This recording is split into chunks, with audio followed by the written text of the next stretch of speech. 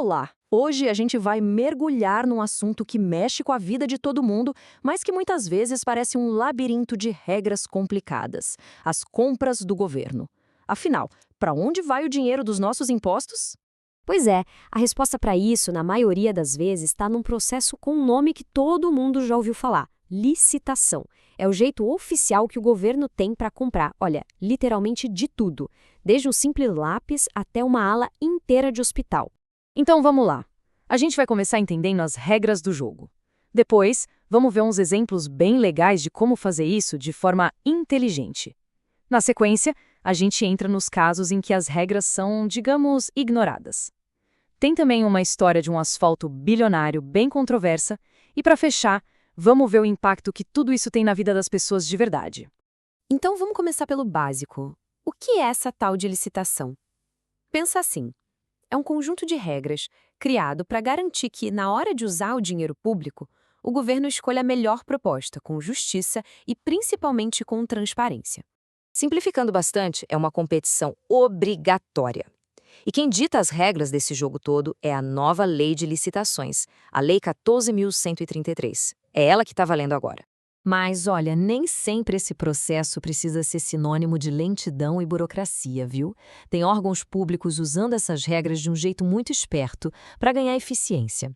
Vamos dar uma olhada num exemplo bem positivo que vem lá do Ministério da Saúde? Esse sistema é genial. Funciona como uma mega lista de compras com preços já negociados.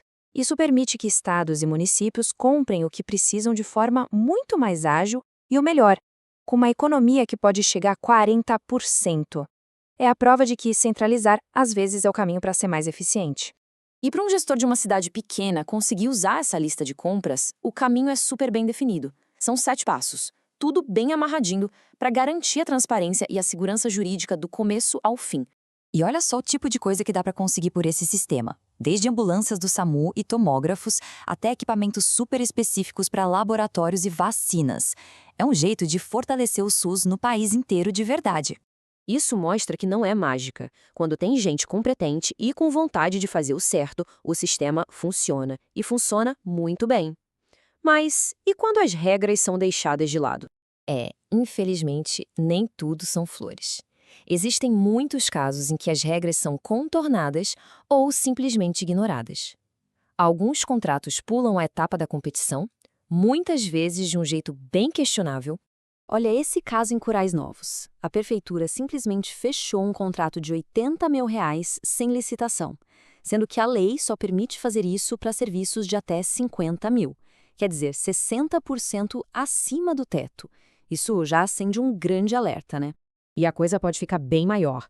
No Rio Grande do Norte, a Secretaria de Saúde do Estado assinou um contrato de quase 17 milhões de reais. Para quê? Para comprar eletrodomésticos. E o pior, sem nenhuma competição. Então, só para ficar claro, a lei diz que só se pode comprar algo sem licitação quando não existe concorrência, tipo um produto super exclusivo.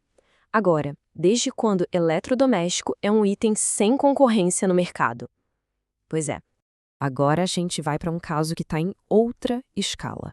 Uma escala de quase R$ 1 bilhão e que está gerando muita polêmica.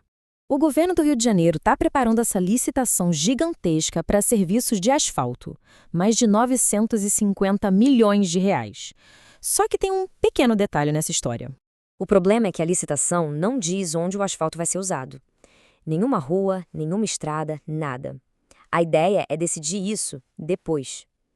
Isso inverte completamente a lógica de uma obra pública, que é primeiro planejar e só depois contratar. A crítica dos especialistas é exatamente essa. Parece que a lógica é, primeiro a gente contrata, depois a gente decide onde vai gastar. Isso dá um poder de decisão gigantesco para o gestor, o que é muito preocupante, ainda mais em ano de eleição e com o estado do Rio devendo 18 bilhões de reais. E no fim do dia, essas decisões sobre contratos e licitações não são só números numa planilha. Elas têm um impacto direto na vida das pessoas. Vamos ver um último caso, que envolve ninguém menos que o Tribunal de Contas da União, o TCU. A situação é a seguinte: o TCU quer gastar 60 milhões de reais para contratar funcionários terceirizados. Ao mesmo tempo, tem dezenas de pessoas que passaram no concurso super difícil do órgão, prontas para trabalhar, mas o TCU se recusa a chamar, alegando falta de orçamento. Imagina a frustração. A pessoa estuda por anos, passa em todas as etapas de um concurso concorridíssimo, para no final ver o órgão preferindo contratar uma empresa terceirizada. É uma decisão que desvaloriza o esforço e levanta uma questão bem séria sobre o que é prioridade na administração pública. No final das contas, as regras existem por um motivo: proteger o nosso dinheiro e garantir que ele seja usado da melhor forma possível para a população. O grande desafio é fazer com que essas regras sejam seguidas não só na teoria, mas principalmente na prática. Fica a reflexão.